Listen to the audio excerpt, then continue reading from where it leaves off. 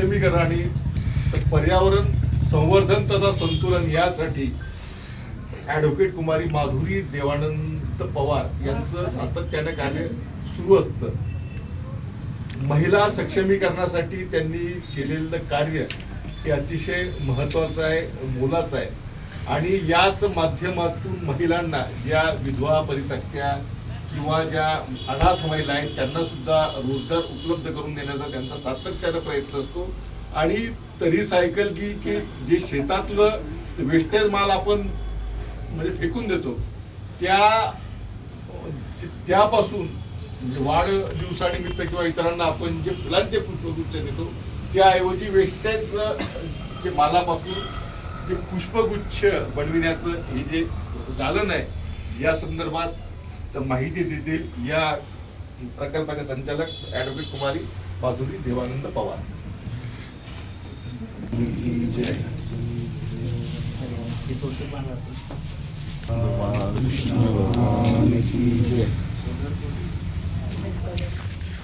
एक मिनिट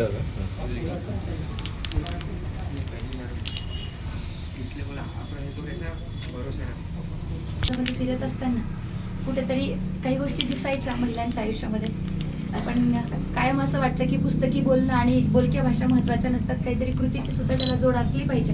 आणि महिलांच्या आयुष्यामध्ये एक चांगले दिवस तेव्हाच येतात ज्यावेळेला त्यांच्या हातामध्ये 2 पैसे येतात आणि मग कुठेतरी त्यांचं पाठबळ वाढतं आणि अन्यायाविरुद्ध आवाज उठवण्यासाठी क्षमता सुद्धा त्यांच्या मनामध्ये येते. मग सातत्याने गेल्या 4 वर्षांमध्ये वडिलांच्या माध्यमातून अनेक ठिकाणी फिरण्याची जाण्याची संधी मला मिळाली आणि मग तिथेच माझ्या माता भगिनीचं दुःख जास्त जवळून अनुभवता आलं आणि मग तेव्हा लक्षात आलं की आपण काहीतरी केलं पाहिजे. मग त्यांची लेख म्हणून पुढे येण्याचा निर्धार केला. प्रयत्न करत होते सातत्याने आणि त्या प्रयत्नांना माझ्या वडिलांचे गुरु आदरणीय बाबा या ठिकाणी आले.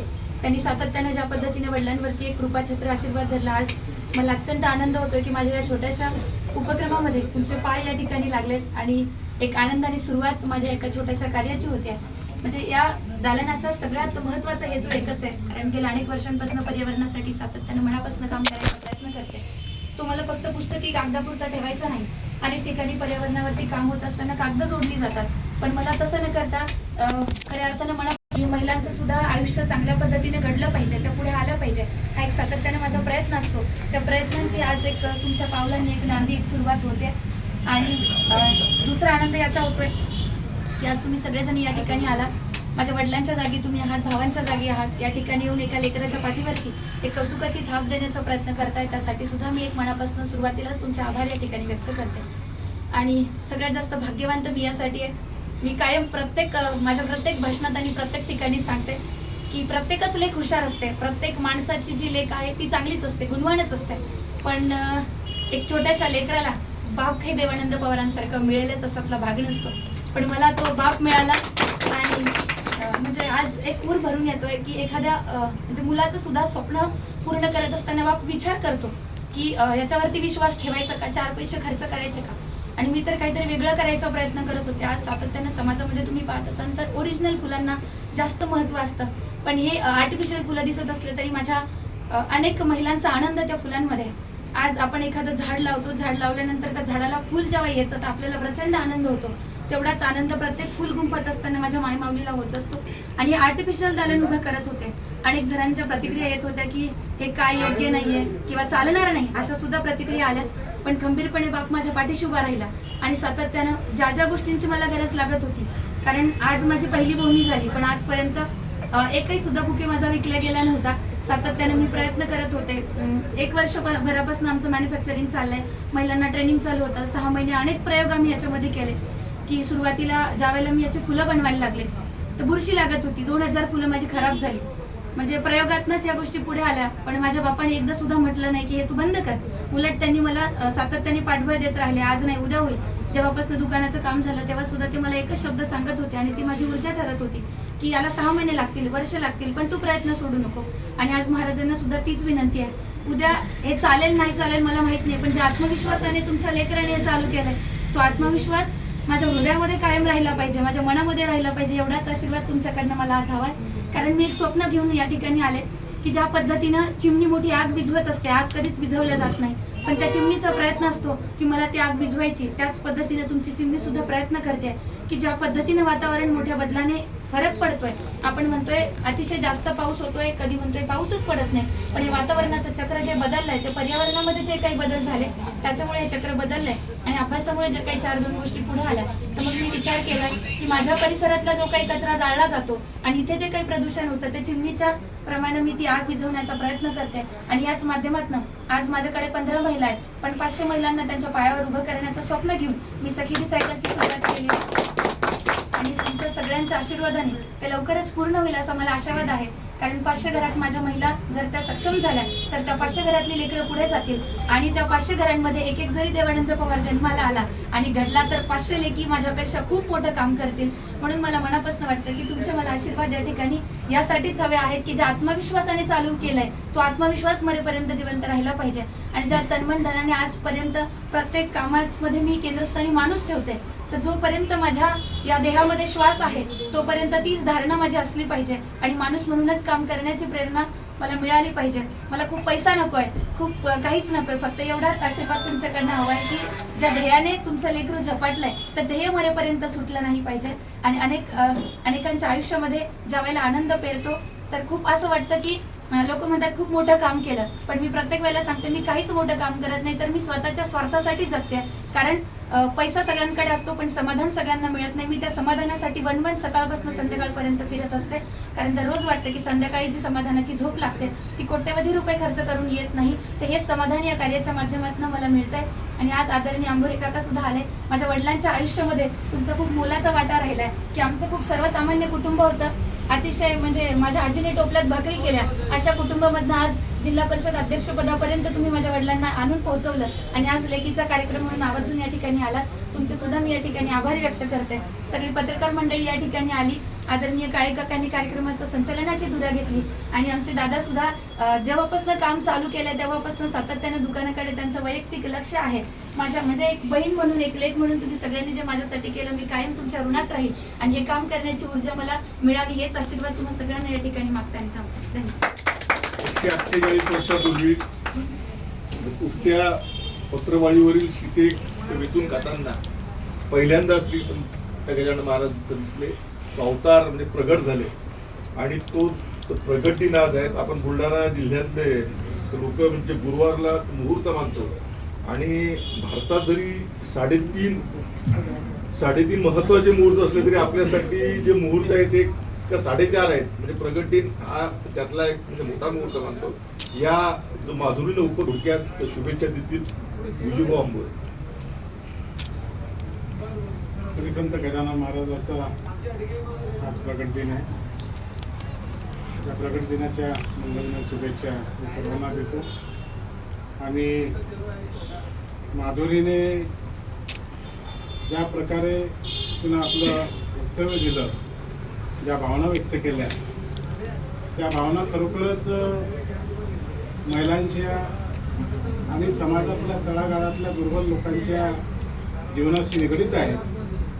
ती आयुष्यामध्ये काहीतरी वेगळं करू इच्छिते आणि वेगळं करण्याच्या ध्येयानं झपाटलेली माधुरी मला असं वाटतं की ती थांबणार नाही. ती तिचं ध्येय गाठणारच आहे, कारण ती जिद्दी आहे, कष्ट करण्याची ताकद तिच्यामध्ये आहे. आणि देवानंद पवारांच्या सारखा वडील तिच्या पाठीशी खंबीरपणे उभा आहे. जोपर्यंत बाप आपल्या पाठीशी उभा राहत नाही तोपर्यंत लेकरं चालायला पळायला लागत नाही.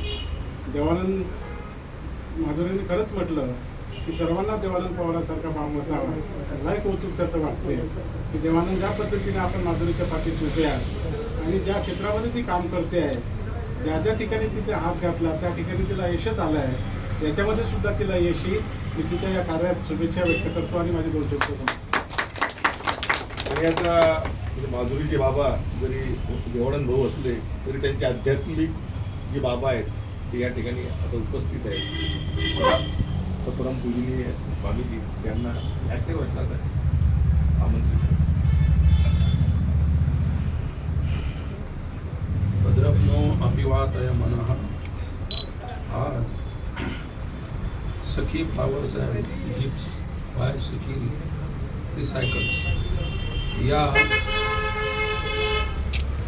व्यवसायाचा आपण भव्य शुभारंभ सोहळा करत आहोत.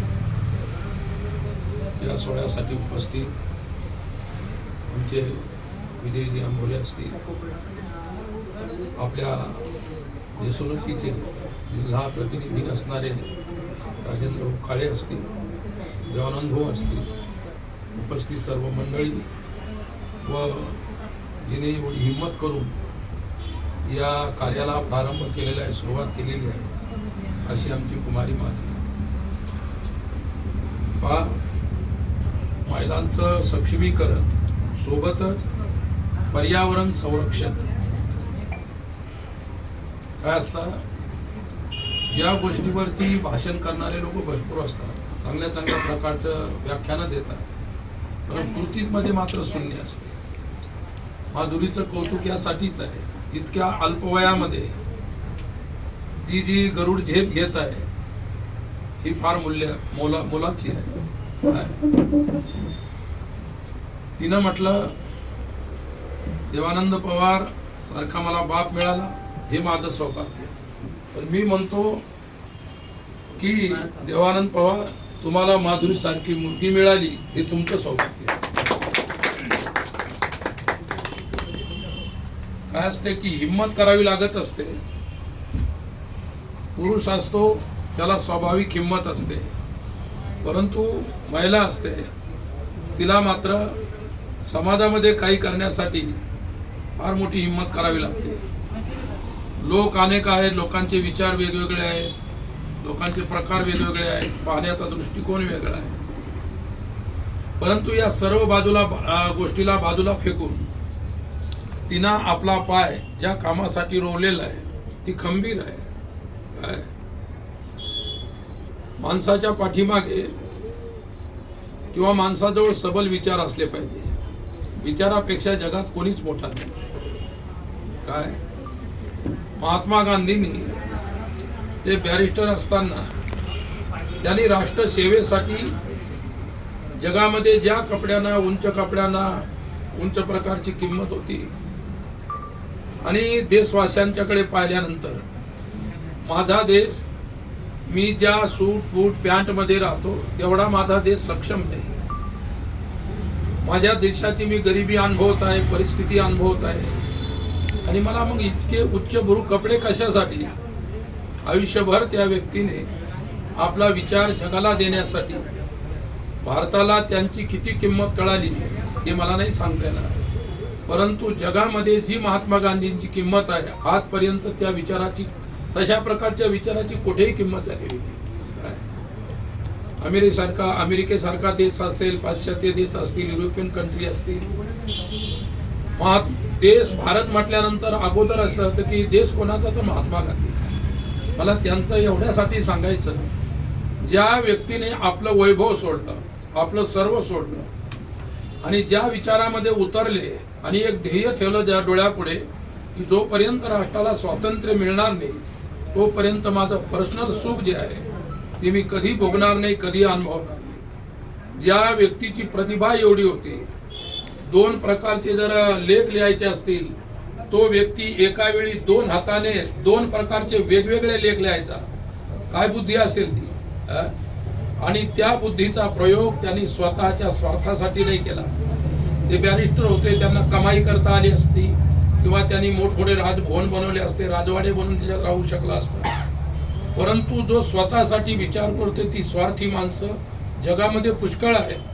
पण आपल्याला सोडून आपण शेजाऱ्या करता किंवा इतरांच्या करता काहीतरी विचार आपल्या जीवनामध्ये आणून त्या प्रकारे कृती करण्याचा जो प्रयत्न करत असतो, तो प्रयत्नच व्यक्तीला महान बनवत असतो. व्यक्तीनं आपलं व्यक्तित्व आपल्यापर्यंत मर्यादित न ठेवता आपल्या व्यक्तित्वाचा विकास करायचा आहे. व्यक्ती हा शरीरामध्ये राहतो, आपण शरीराला सजवतो, शरीराला सुंदर बनवतो, शरीरासाठी भोगासाठी सर्व साधनं उपलब्ध करतो. परंतु ज्या लोकांनी या गोष्टी कधी विचारात आणल्या नाही त्यांनी सदैव जे मिळेल ते मी मिळवलेलं दुसऱ्याला कसं काम येईल हा नेहमी परोपकार पाहिलेला आहे. आणि माधुरी एक छोटीशी मुलगी आहे आपल्या सर्वांच्या दृष्टीनं, आणि तिच्या विचारामध्ये एवढे उंच अशा प्रकारचे विचार येऊन ती काहीतरी करू इच्छिते. तिने मला सांगितलं, मला थोडीशी खंत वाटली की 12 महिन्यापासून मी हे सर्व बनवते, परंतु त्याचा सेल होत नाही आणि लोकांनाही वाटतं की बा हे कशाकरता बनवत असतील, हे काय उपयोगाचं आहे काय. मी एकदा बाबा आमटे असताना आनंदवनमध्ये गेलो होतो आणि तिथं माणसं ते लेप्रेसीचे माणसं, हात सडलेले, पाय सडलेले, कोणाला बोटं नाही, कोणाचं अंग सडलेलं, तर प्रत्येक जण काम करत होता. आणि मला त्यांचे सुपुत्र होते, त्यांनी विकास आमटे त्यांनी नेलं तिथं आणि नेलं ते सर्व मला दाखवलं, पूर्ण गाडीमध्ये बसून दाखवलं. तर ज्यांना अशा प्रकारचे बोटं नव्हते, कसं तरी धागा धरायचा आणि पुढे रक्षाबंधनाचा सण होता, तर राख्या बनवल्या चालल्या होत्या. मी म्हटलं हे मटेरियल कोणतं असेल राख्या बनवत, इतकं सुरेख आणि सुंदर राख्या बनवत होते ते लोक. आपले त्या ठिकाणी सडलेलं गवत, पडलेल्या काड्या, झाडाचे पानं किंवा त्या ठिकाणी केसासारखे पानं असणारे वृक्ष, त्याचे आणून काढून आणलेले ते सर्व पानं आणि इतकं सुंदर त्या ठिकाणी दोऱ्यामध्ये सजवत होते. याचा अर्थ आहे की पडलेल्या वस्तूपासून त्याचा कसा उपयोग करायचा.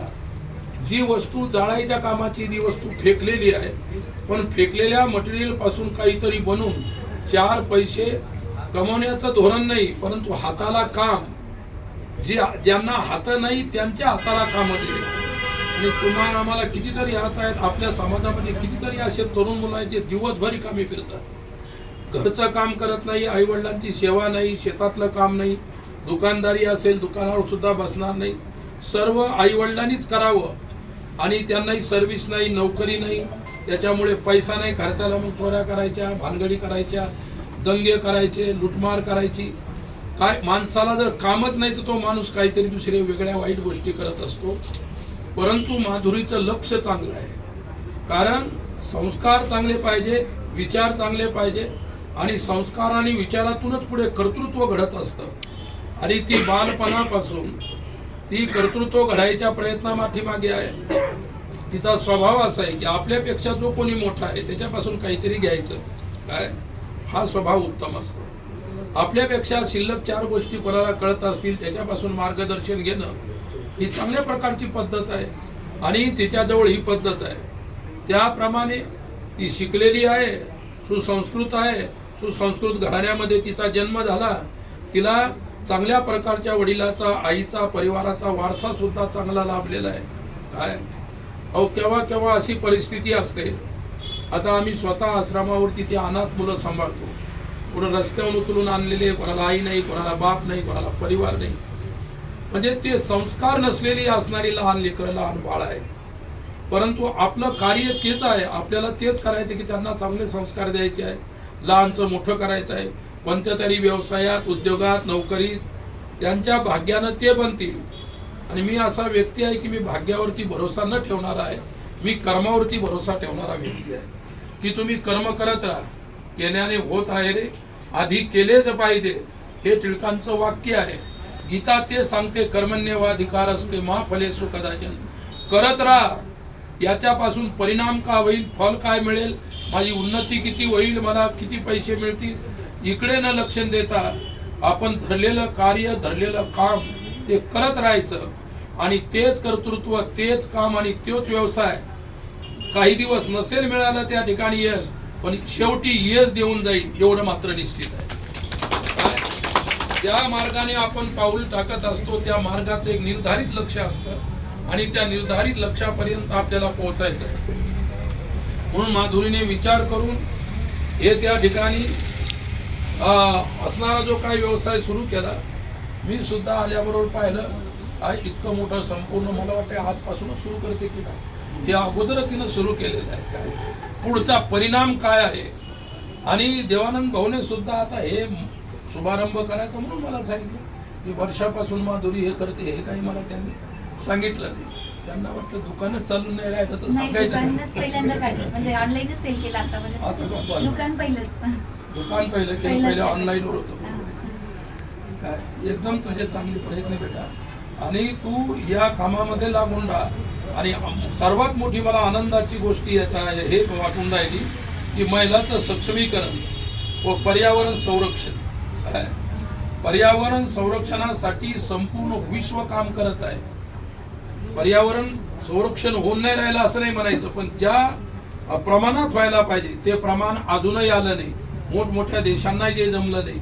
आणि तू सुद्धा जगामध्ये ज्या गोष्टी चालू आहेत, वर्तमान जे चालू आहे, वर्तमान गोष्टीमध्ये उडी टाकून ते कार्य करत आहे. आणि ज्या महिला ज्यांच्या हाताला काम नाही, समाजाच्या दृष्टीनं ज्यांना उपेक्षा केली जाते, आणि त्यांना तू अशा प्रकारचं सक्षम काम करण्यासाठी त्यांच्याही हाताला काम दिले. त्यांच्या हातानं मिळालेल्या कामाला 4 पैसे त्यांना मिळतील, त्यांचंही जीवन सुखी होईल. त्यांचे मुलं बालं नातवंड जे कोणी असतील काय त्यांच्यासाठी सुद्धा मोठं सहकार्य होईल. म्हणून एकमेका सहाय्य करू अवघा धरू सुपंथ, या संतांच्या वचनाप्रमाणे तू जे करत आहे ते फार उत्तम करत आहे, चांगलं करत आहे आणि चांगल्या भावनेनं करत आहे.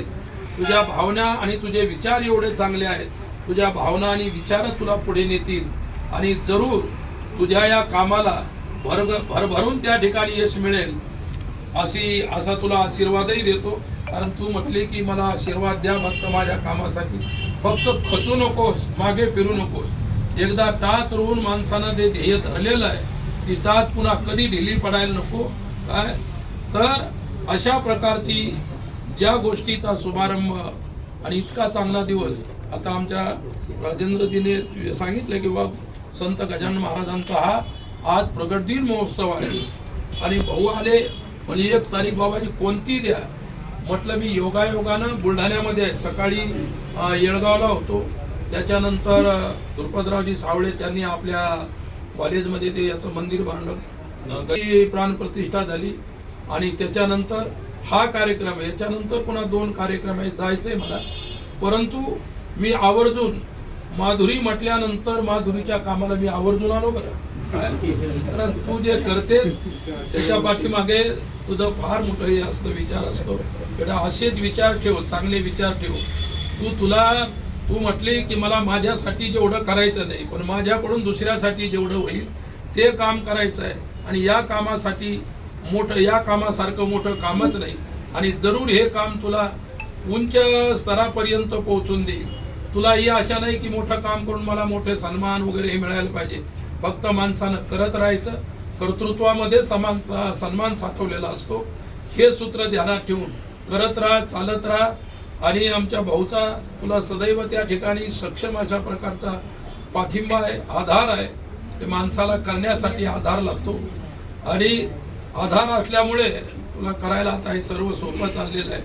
आणि भाऊने एक दिवस सांगितलं आता बँक सुद्धा माधुरी सांभाळेल आणि हे बोलाचे हे जे आहे हे सुद्धा माधुरी काय काय बनवणार हेच मला पाहायचं. आणि तू जे धरलं ते तर मी पाहणार आहे. आणि त्या तुझ्या प्रत्येक कार्याच्या पाठीमागे माझा खरोखर शुभ आशीर्वाद आहे, खूप खूप आशीर्वाद आहे. धन्यवाद. वृक्षवल्ली आम्हा सोयरे वंचरे, पक्षी ही सुसोरे आळविती, असं जगद्गुरु तुकोबरायांनी पर्यावरणासंदर्भात म्हटलं होतं. ऑन द लाईन हा व्यवसाय सुरू झाला होता. आता स्वामीजींच्या मार्गदर्शनात ऑन माइंड आता म्हणजे प्रत्येक ग्राहकासाठी ठरणार आहे. सर्वांचा आभार आणि परमपूज्य